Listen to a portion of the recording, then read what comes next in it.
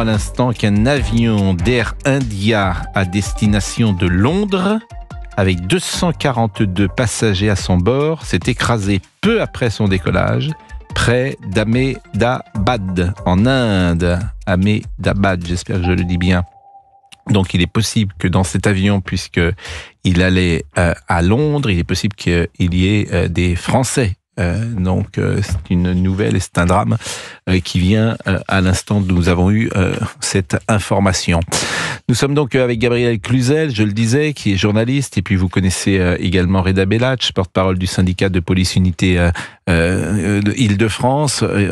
Laurent Tessier ce matin faisait sa chronique à 6h15 sur le rapport du Sénat qui date de mars 2024, un rapport du Sénat publié donc en mars. L'école de la République attaquée, il faut agir. La problématique de la violence à l'école n'est pas nouvelle. 13 plans de prévention et de lutte contre celle-ci ont été pris par les différents ministres de l'Éducation depuis 86. C'est-à-dire que vous avez eu Lang en 92, Bayrou en 95 et 96, Allègre Royal en 97. Tout ça, c'est la violence. Et le dernier rapport, c'est une violence endémique dans les établissements scolaires qui touche désormais le primaire comme le secondaire. C'est écrit l'année dernière, Gabriel Cluzel. Donc, effectivement, on a le sentiment que rien ne change. Oui, on a le sentiment qu'à chaque fois qu'il se passe un drame de ce type, le gouvernement, enfin les uns les autres, essaie de répondre à l'émotion de l'opinion publique, mais ça procède un peu quand même du concours Lépine, de la mesure la plus inutile, il faut bien le dire, pardon, mais je suis un peu vue dure, mais voyez, les minutes de silence, je crois que les gens se disent aujourd'hui, c'est surtout des minutes d'impuissance, qui deviennent un peu des minutes d'indécence, tant on sent bien qu'elles tentent à masquer qu'en fait on ne fait rien. Vous savez, c'est devenu proprement insupportable. À la fin, on va finir par avoir une heure de silence, si on les met toutes bout à bout. Moi, je peux vous dire, les couteaux, la vente des couteaux, ce garçon est allé chercher un couteau de cuisine. On sait bien qu'il y a un prisonnier qui a tué son co-détenu. Quand on veut tuer, on trouve un outil, avec un tesson de bol en céramique. Un autre l'a tué avec un tesson de verre. On va pas supprimer les verres à la cantine. Et on peut dérouler à l'infini. Elisabeth Borne a fait un plan anti-harcèlement. Ce garçon était ambassadeur anti-harcèlement. Vous voyez, si vous voulez, quand vous remettez tout en perspective, ça fait quand même extrêmement peur. Elle a dit, on va montrer le film adolescent aux enfants. Alors, je vais vous dire, adolescent, c'est sur les incels. Je sais pas si vous avez vu cette série sur Netflix. Je l'ai vu sur Netflix. En fait, ça instille l'idée que le garçon serait violent, aurait tué une petite fille, parce que il faisait partie de ces garçons qui n'arrivaient pas à trouver une fille pour sortir avec eux. En l'occurrence, ce garçon, il avait une petite amie, puisque vous l'avez dit, c'est parce qu'il avait été réprimandé par une surveillante parce qu'il l'embrassait qu'il serait passé à l'acte sur une autre surveillante. Donc, on voit bien que tout cela c'est complètement inopérant. C'est une rustine sur un pneu alors qu'il faudrait changer tout le vélo et avoir le courage de le changer en réalité. Alors écoutons quelques prises de parole et notamment celle du procureur Denis Devallois, procureur de la République de Chaumont, qui évoquait hier le profil du tueur, le jeune Quentin. Il est décrit comme sociable et plutôt comme un bon élève. Intégré à la vie de son établissement, il est d'ailleurs référent anti-harcèlement depuis plusieurs années. Il est issu d'une famille unie et insérée professionnellement. Aucun membre de sa famille, ni lui-même, ne présente d'antécédents judiciaires. L'enquête a établi qu'il avait fait l'objet de 2 sanctions disciplinaires en novembre et décembre 2024. Une pour avoir porté des coups de poing à un camarade de classe, une autre pour avoir frappé un élève de 6e.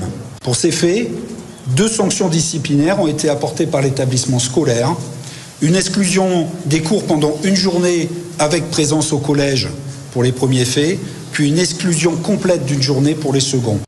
Bon, c'est vrai que des élèves qui sont exclus de classe, c'est quelque chose d'assez fréquent, j'imagine. On a appris également que ses parents n'étaient pas séparés, que ses parents travaillaient, que lui-même était plutôt un bon élève, etc.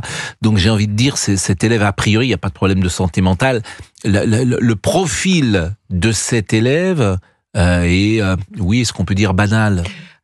Gabriel, si je me permettais juste un bémol, c'est qu'on dit qu'il n'a pas eu de problème, mais il a été exclu. Alors, vous savez, aujourd'hui, dans une école, dans la plupart des écoles publiques, pour être exclu, il faut y aller. Enfin, si vous voulez, il y a tellement de bienveillance que quand vous êtes exclu, c'est que les faits ont été un peu quand même inquiétants. Donc, de fait, c'est rapporté.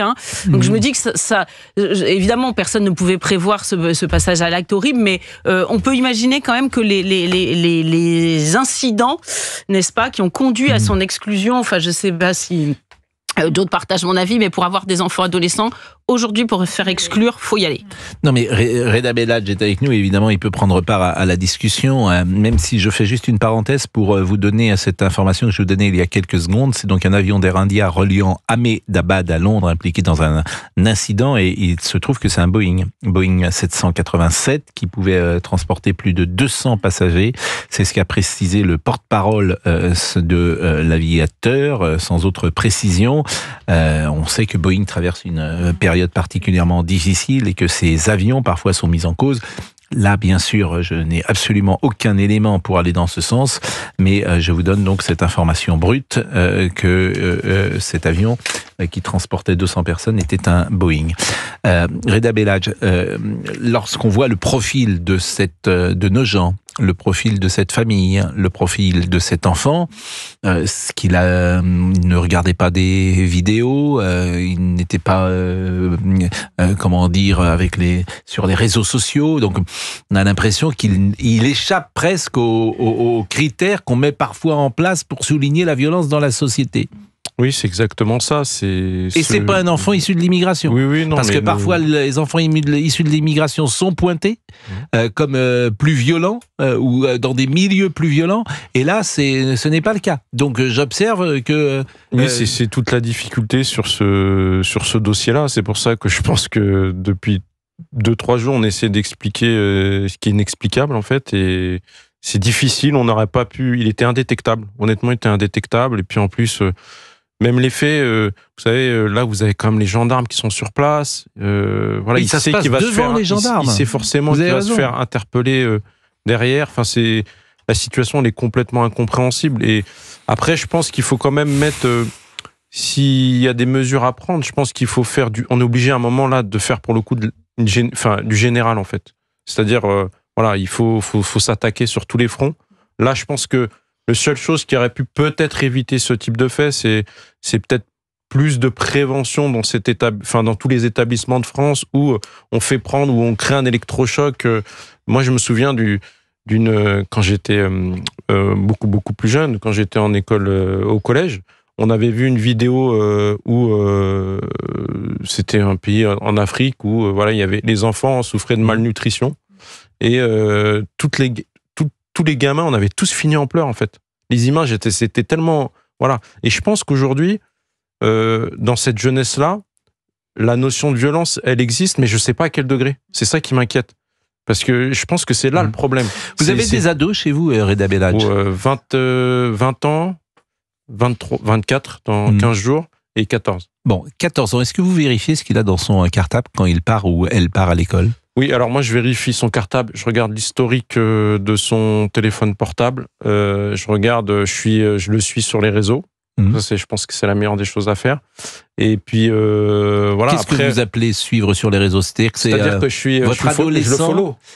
Oui, mais vous le follow. Donc votre adolescent, et il s'exprime de manière anonyme, votre adolescent, sur les réseaux, ou il a un pseudo? Je crois qu'il a un pseudo, oui. Je pense qu'il a un pseudo. Et c'est X, Instagram, TikTok? C'est Snapchat. Bon, et vous avez imaginé, par exemple, interdire à votre ado? On avait interdit TikTok, oui, à un moment. Avec sa mère, on avait interdit TikTok. Ces familles recomposées, pour le coup, je pense que la responsabilité des parents, elle est très importante, même si des fois, la relation entre la mère et le père ne sont pas... Voilà, il faut juste être d'accord sur l'éducation de l'enfant. Ça, faut être d'accord. Oui, mais des fois, il faut se compléter, il faut accepter de se compléter. Mais il n'y a rien de pire pour un enfant que le père qui est dans le zig et la mère qui est dans le zag. Oui, c'est ça. Je veux dire, ça, c'est... Parce que l'enfant, il a bien compris. Ça, c'est fort. Il a bien compris, l'enfant, dans ces cas-là. Et il s'engouffre dans le dissensus. Et c'est pas bon. Mais je vais poser la même question. Je me permets, pour le coup, je parle de mon expérience. Oui, mais c'est intéressant. Sans rentrer dans les détails, mais j'ai réfléchi depuis 2 jours. Je me dis, moi, j'ai une éducation très, très dure. J'ai essayé de donner la même éducation à mes enfants et franchement, ça n'a pas du tout marché. Il y a un moment où j'ai dû faire autre chose, en fait. C'est-à-dire être dur, la fessée de ça. Au bout d'un moment, ça marche pas parce qu'on est. Enfin, moi, c'est mon avis. Ouais, la y a pas fessée, que ça. C'est rude. Ah, mais moi, si vous saviez, il y a prescription et ma mère va me mettre une fessée si je le dis. Mais voilà, dans ma culture, on rigole pas en fait, voilà. Bon, mais le résultat est bon. Hein. Mais Reda, vous étiez un enfant gentil, vous étiez un enfant mignon. Oui, ça va, oui. Bon, 11h25, on marque une pause et je poserai la même question parce que Gabriel, vous avez combien d'enfants ? 7. Vous me direz si vous... alors évidemment, il y en a qui sont grands maintenant. Non, mais mes 2 derniers, ça m'a frappé cette affaire parce que il est né en 2010. Vous me direz tout à l'heure si vous vérifiez... J'en ai un né en 2009 et un en 2011. Voilà. Vous me direz si vous vérifiez le cartable le matin pour savoir ce qu'il y a dans le cartable. Et pareil